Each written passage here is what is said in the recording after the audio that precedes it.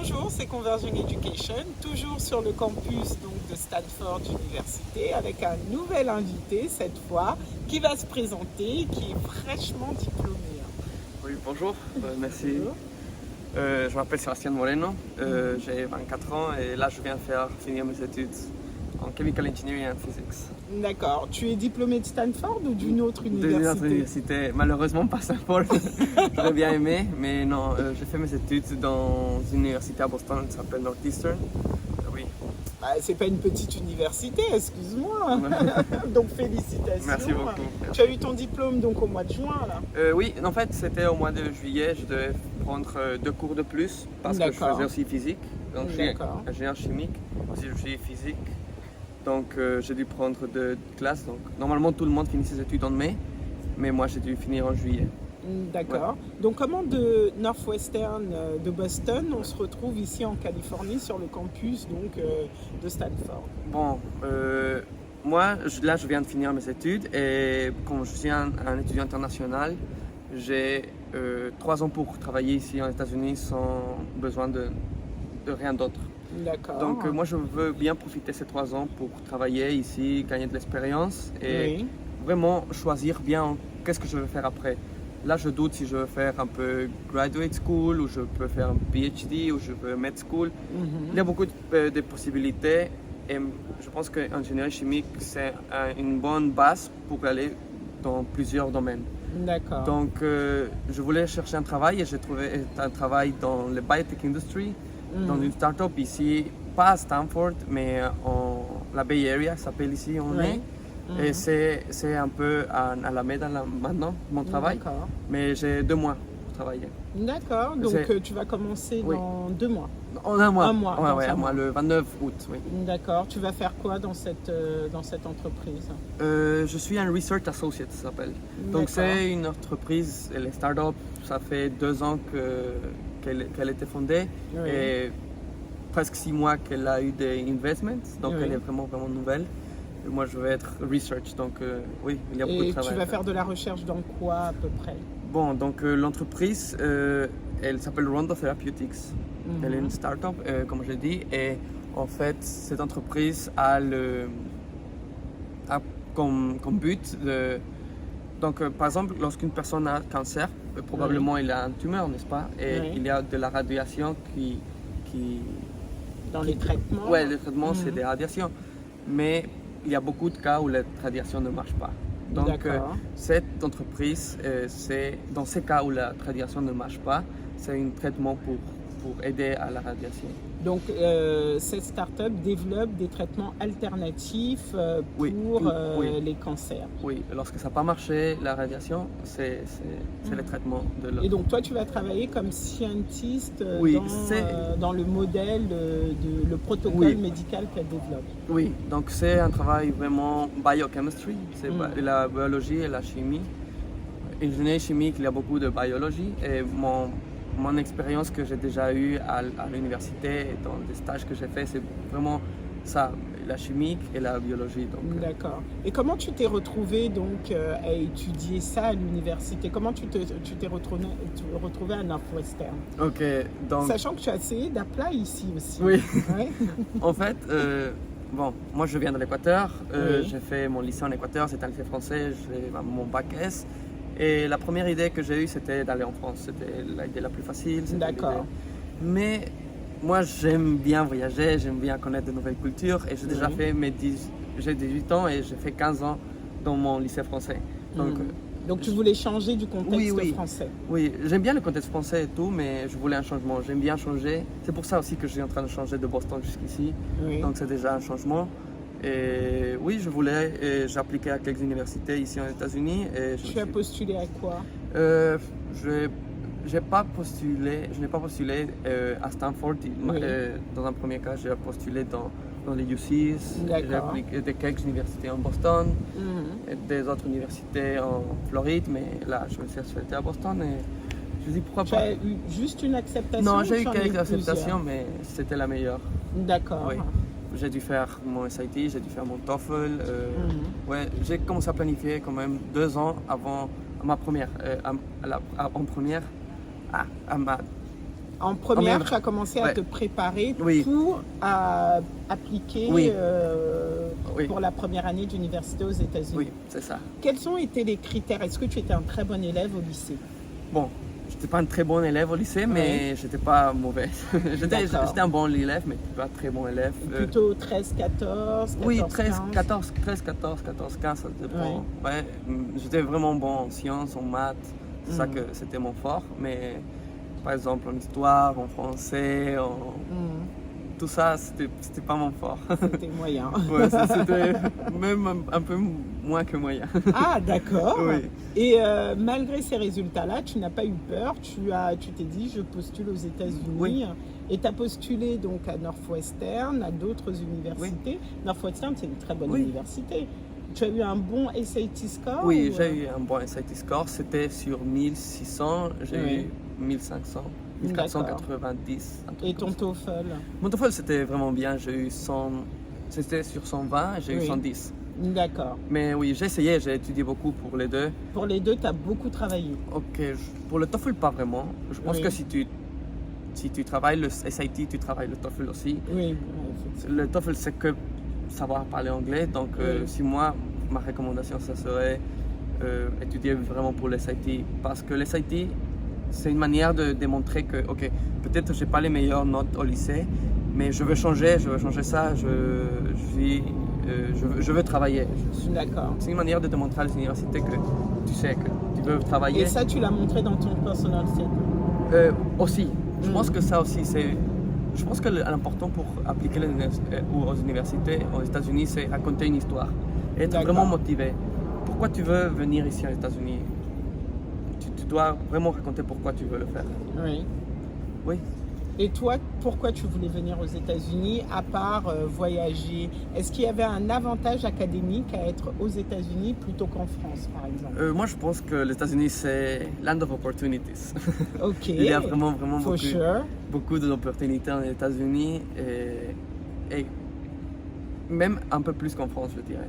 D'accord. Si tu étais allé en France, tu serais allé où? Tu comptais postuler où? J'ai fait APB, je ne sais pas si c'est toujours. Alors, ça a changé, maintenant c'est Parcoursup. Oui, bon, j'ai fait mon APB et je me suis fait accepter dans une école prépa à Toulouse. D'accord, donc tu allais faire une prépa, ensuite école d'ingénieur, concours, école d'ingénieur. Oui, c'était ça l'autre option. D'accord. Oui, mais en tant qu'école prépa, je pense que j'aimais pas beaucoup de trucs de l'école prépa. Moi, j'aime bien travailler, j'aurais pas de problème de travailler beaucoup, mais j'aime pas aussi l'histoire. Ça, c'est des trucs que ça m'intéresse pas vraiment, la philosophie. Et je pense que l'école prépa aussi, t'as un peu ça. Donc toi, tu voulais te concentrer uniquement sur ce que tu aimais, les sciences? Oui. Je pense que à la vie, on doit être joyeux. Je ne serais pas été joyeux en prenant des trucs que j'aime pas du tout. Donc, oui. Mais au-delà de l'école, est-ce qu'il y a d'autres choses que tu as pu faire, d'autres opportunités que tu as pu avoir ici, que tu penses que finalement tu n'aurais pas eu en prépa, puisque la prépa c'est très carré, c'est très scolaire, et toi tu voulais autre chose? Oui, en fait, je pense que ça c'est les universités aux États-Unis, c'est un lieu où tu connais des gens de tout le monde, et ça j'aime bien. Et tu connais, même les États-Unis, c'est un pays vraiment grand. C'est pas le même Boston que Californie, c'est vraiment très différent. Et les gens de Boston sont aussi vraiment très différents aux gens de Californie. Et il y a 50 d'autres États. Et aussi, il y a beaucoup des élèves internationaux. Donc, c'est ça que j'aime bien des États-Unis. On peut trouver des gens n'importe où. Et dans ton programme à Northwestern, les gens, ils venaient d'où principalement, les étudiants étrangers qui étaient admis? Bon, je dis que la plupart sont aussi américains. Ça, on doit le savoir. Peut-être le 70% américains. En undergraduate dans ton programme? Je pense. Ou peut-être un peu moins. D'accord. Je sais pas. Mais la plupart, il y a beaucoup de latinos. Moi, je suis latino. Il y a quelques latinos. Aussi, il y a des asiatiques. Il y a beaucoup d'asiatiques, notamment des chinois, des indiens. Mais aussi, il y a quelques européens. D'accord. Donc, il y avait quelques français dans ton programme? Oui, il y avait quelques français, mais pas que français. Il y a aussi d'autres personnes, d'autres francophones. Il y a beaucoup d'autres francophones. Donc, oui. Des gens du Liban. Du Québec. Ah oui. Oui. D'accord. Donc j'ai beaucoup parlé français. D'accord. Et globalement, alors, ton expérience undergraduate, tu en tires quoi? Comment on fait pour réussir en undergraduate? Qu'est-ce qui fait un bon étudiant? C'est ça que moi je pense que aussi en États-Unis, il n'y a pas qu'une seule manière. Moi je pense qu'en France, c'est vraiment étudier les notes, mais les États-Unis, c'est pas que les examens. Les États-Unis, c'est vraiment aussi beaucoup les expériences que tu as à l'université. D'accord. Quand tu dis expérience, tu parles de quoi pour que les gens essayent de... Bon, moi je suis un peu plus scientifique, donc la research. En États-Unis, c'est vraiment important la research, donc il y a beaucoup de laboratoires où tu peux même choisir où tu veux y aller dans ta même université. Donc tu envoies un mail au professeur qui gère le laboratoire, et il te met en contact avec un PhD student. Et depuis là, tu peux travailler avec lui. C'est un peu comme tu veux. Ça dépend de toi combien tu veux travailler. Et ça, c'est les États-Unis un peu. Donc, si tu veux, tu peux, il suffit, les opportunités sont là, c'est à toi de les saisir. Oui, il y en a. Et aussi, en États-Unis, il y a beaucoup des clubs et des organisations que tu peux rejoindre. Par exemple, si tu aimes courir, il y a des organisations pour courir, ou si tu aimes le chemical engineering. Tu veux vraiment être dans un environnement avec beaucoup de gens. Chemical engineering, il y a des organisations. Et personnellement, toi, tu as fait quoi? Tu as joint quelle organisation, quel labo? Moi, j'ai fait 3 labos dans mon séjour à 3 laboratoires? Oui, j'ai fait, c'était des laboratoires chemical engineering, mais aussi vraiment en bio, c'était vraiment en bio. Et aussi, j'ai rejoint deux clubs. J'ai un club qui s'appelait Engineers Without Borders. Engineers Without Borders. C'était vraiment marrant parce que j'ai eu l'opportunité d'aider une communauté en Panama, en États-Unis. Et nous, on faisait le design des pipelines et tout ça. Ah, en tant qu'étudiant. Oui, et il y avait un prof qui nous aidait, supervisait tout. Et tu peux appliquer pour aller voyager et aider physiquement. Donc oui, c'était marrant. Et aussi, tu connais plein de gens à travers ces associations, pardon. Donc oui. D'accord. Et l'autre que j'ai rejoint, celle d'ingénierie chimique. Aussi, j'ai rejoint. Oui, j'ai eu l'opportunité de connaître beaucoup plus de gens, d'autres élèves et de professeurs. D'accord. Et tu disais que tu avais également essayé de postuler à Stanford et tu n'avais pas été pris. Oui. À quel moment tu as postulé et pourquoi tu penses n'avoir pas été pris? Ok, moi j'essayais de faire un transfer. D'accord, donc tu étais déjà à Northwestern, très bonne université, mais ton rêve... Ouais, c'était Stanford. Stanford, c'est une université incroyable, vraiment... Mais c'était pas que Stanford que j'ai appliqué à UCLA, j'ai appliqué à UC Berkeley, j'ai appliqué à Stanford et j'ai appliqué à Columbia. D'accord. Pourquoi tu voulais faire le transfert, puisque finalement Northwestern, c'est pas si mal que ça? Je pense que je veux tout le temps améliorer. D'accord. Et dans ton domaine, ces universités-là étaient mieux que Northwestern? Oui. Et aussi, je voulais un changement, j'aime bien changer. Oui. Et bon, j'ai pas pu le faire. J'étais waitlisted à UC Berkeley. Donc UC Berkeley, liste d'attente. Oui, une liste d'attente. Mais Stanford, les autres, pas du tout. Ouais. C'est vraiment difficile si tu n'es pas dans une community college de transfert dans une université en Californie. Donc on a plus de chances d'être transfert si on est dans un community college. Et alors que si on est dans une université, même meilleure, on a moins de chances. Beaucoup moins de chances. Par exemple, j'étais en train de regarder les statistiques.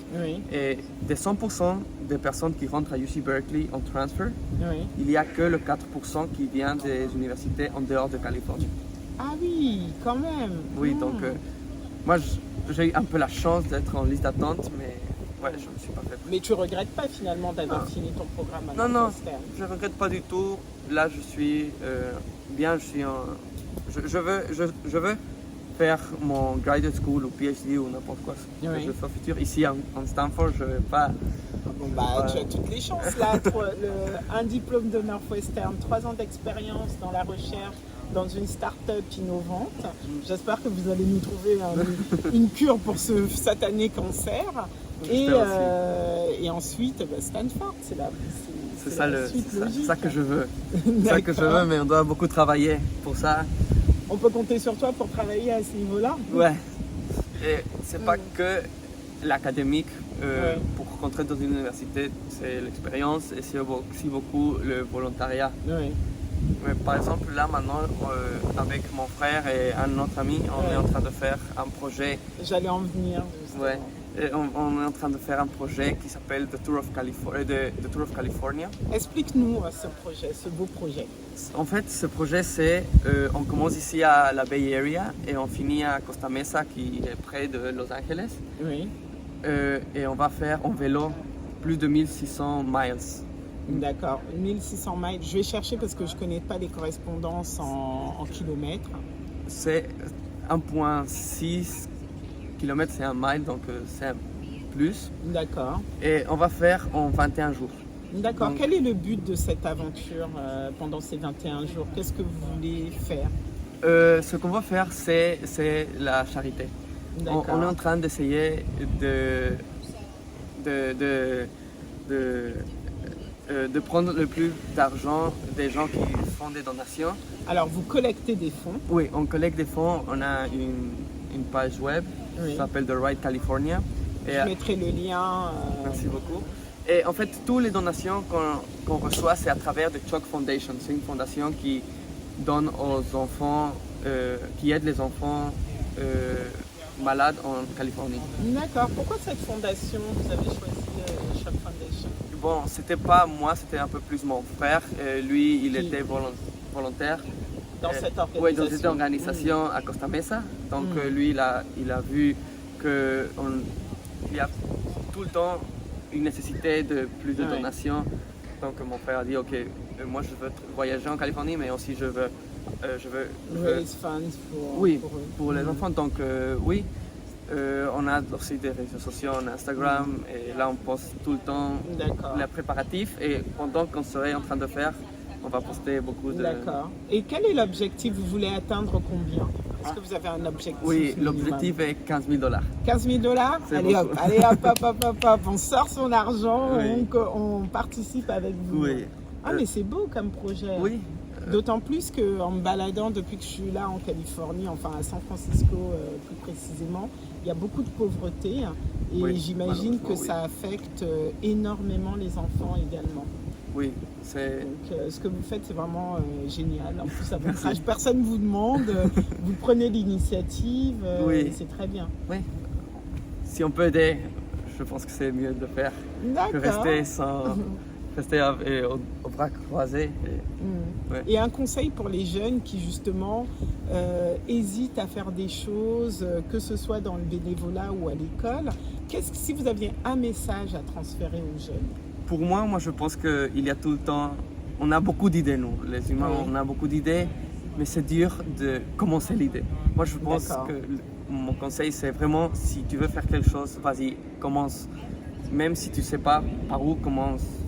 Fais un petit truc. Oui, et essaye d'être sérieux dans ton projet. Parce que si tu n'es pas sérieux dans ton projet, tu ne vas jamais le faire. Nous aussi, c'était un peu, au début, c'était une idée qu'on avait, mais si on n'était pas sérieux, on ne se réunissait pas, moi, mon frère et mon ami, on n'aurait jamais pu créer notre... Comment on est sérieux? Comment on montre que c'est plus un jeu là? Moi, je pense qu'on doit s'asseoir et travailler. Pour faire un planning, tu dois penser vraiment combien de temps je veux passer à faire cela. Et puis, oui, donc moi, je pense que tu dois travailler. Être sérieux, pour moi, c'est travailler, donner ton temps, même si tu es occupé, vraiment commencer à travailler. D'accord. Et tu penses que, quel que soit le projet, on peut toujours réussir avec le travail? Tout le temps. Moi, je pense que le travail, c'est la clé de tout. La discipline, c'est la clé de tout. Ah, mais merci beaucoup, merci beaucoup. Alors, plein d'encouragements. Je mettrai le lien pour qu'on fasse des donations. On va vous suivre pendant les 21 jours. Là. Et pour les enfants, on va tout donner. J'espère. Merci beaucoup. Merci à très bientôt. Au revoir. Au revoir.